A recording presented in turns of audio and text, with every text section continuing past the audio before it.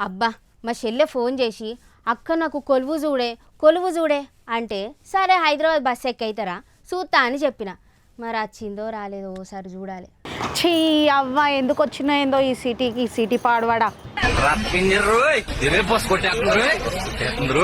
ఎర్రగా బుర్రగా ఉంటుందని నోరు మంచిగా తిరిగితే ఆర్తలు చెప్పిద్దామని దోలిన.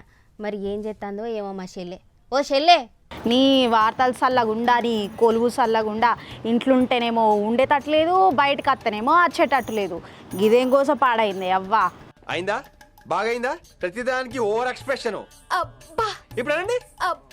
అనరే నోరు పడిపోయిందా? ఓ అన్నావు కదా కొలువు చేస్తా సిటీకి వస్తా అని, ఇప్పుడేమైంది? నక్క మూలిగినట్టు మూలుగా పడుతుంది. నీ కొలువు పాడవాడా. ఇంట్లుంటేనేమో చెమటలు, బయటికి పోతేనేమో ఎండలు. అదే ఊర్లోని మంచిగా ఏ చింత చెట్టు కింద కూర్చున్నా మంచి గాలొచ్చి పాడావు. అనవసరంగా ఈడికొచ్చిన, ఎందుకు వచ్చినో ఏమో మంటలు అవుతాను ఊళ్ళంతా. మీ ఊళ్ళో తెలివితేటలు ఇక్కడ వాడకు. మంచి పని అయింది. మంచిగా ఇంట్లోండి బాపును అమ్మని చూసుకో అంటే బాపమ్మ పోరు వడలేక అత్త అంటివి.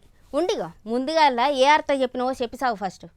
ఏం చెప్పమంటవక్క, ఎండలు మండిపోతాన్నాయి. నేను ఈరోజు కొలువుకి రానంటే రాను, నువ్వేమన్నా వేసుకో. మళ్ళీ బట్టలు చదువుకొని ఇంటికే పోతా. నేను పోతాను అన్నయ్య, నేను పోతాను. నాకు ఇది వద్దు అన్నయ్య, నేను పోతాను అన్నయ్య.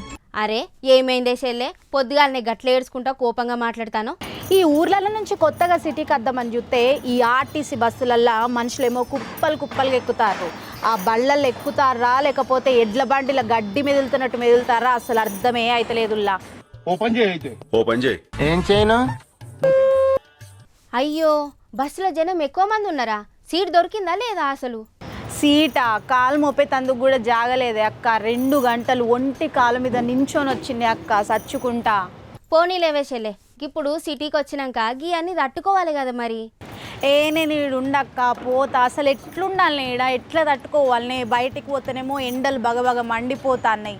దానికి తోడి బండ్ల పొగతో అసలు ఊపిరి ఆడకుండా అవుతుంది అక్క. నేను పోతా. మీరు అసలు ఎట్లుంటారు ఈ పట్టణంలా? అవునే, సిటీలో ఎండలు పొగ మస్తు ఎక్కువ ఉంటుంది. జర అలవాటు చేసుకోవాలి. ఓ పెద్ద ఈడేదో కొడతా అన్నట్టు ఉరికి బట్టలన్నీ సర్దుకొని వచ్చినావు. గా మాత్రం భరించలేవా బర్రెమొకన్నానా? నీ పాషమైన మొక్కదానా, నీ మొక్కను చూద్దామని గింత దూరం నుంచి వచ్చిన. మరి ఇప్పుడు చూసినా కదా మళ్ళీ పోతా, మన ఊరికే పోతా. అక్కడ మంచిగా చెట్ల నీడ కింద చల్లగా కూర్చునేటోళ్ళం. ఇక్కడ ఈ ట్రాఫిక్ని చూస్తేనే పిచ్చి లేస్తుంది. ఓ పిసదానా, వచ్చిన దానికి వచ్చినట్టు ఉండు 4 రోజుల వరకైతే. కొత్త కాబట్టి గట్లనే అనిపిస్తుంది. నేను ఇంటికి వచ్చినాక సిటీ అంతా తిప్పుతా. ఈ లైట్లు చూసినాక నీకే ఉండబుద్ధి అవుతుంది. సరేనా? నేను రానక్క. గింత నరకంలో కష్టపడు కొలువు చేసుడు నా వల్ల కాదు. నేను రానంటే రాను. ఈ మైక్ ఇక్కడ పెట్టేసి నేనైతే పోతా. ఓస్ నీ కథ సల్లగుండా. ఆర్తదేవే అంటే ఉద్యోగం బంద్ పెడతా అంటాను. ఆగే జరా ఓ పోరి. నా బాధ నీకేం తెలిసి అక్క. నేను ఉండనంటే నేను పోతానే అక్క, నాతోని కాదు. ఇప్పుడు నువ్వు ఉండగా ఇంటికి పోయినావనుకో, గల్మల ముంగట్నే బాపమ్మ ఉంటుంది. మరి పైలమిగా నీ అవ్వ గదొకతి. ఇంకా లేవలేదు, కనీసం పళ్ళ పుల్ల కూడా వేసుకోలేదే. ఫోన్ పడతావు, వాళ్ళతో మాట్లాడుతున్నావు, వీళ్ళతో మాట్లాడుతున్నావు, కాలేజ్కి పోతున్నావు, లేట్ వస్తున్నావు అని ఒకటే తిడుతాందే. దానికంటే ఈ సిటీనే నయ్యమే అక్క. ఇక్కడనే ఉండే నేను కొలువు వేసుకుంటాను. ఏడికి పోనే అక్క, ఇక్కడనే ఉంటా. చూసిండ్రు కదా, మన ఊర్లకెంచి కొత్తగా సిటీకి వచ్చేటోళ్లకు గీ బస్సులు ట్రాఫిక్ ఎండలు చూస్తే గిట్లనే గుండె గుబేయమంటాంది. పాపం మా చెల్లైతే ఫుల్ ఖరాబ్ అయ్యి లొల్లి పెట్టింది. సరే నేనైతే పోయి దాన్ని బుజ్జయించి ఆఫీస్కి అయితే తీసుకొని వస్తా.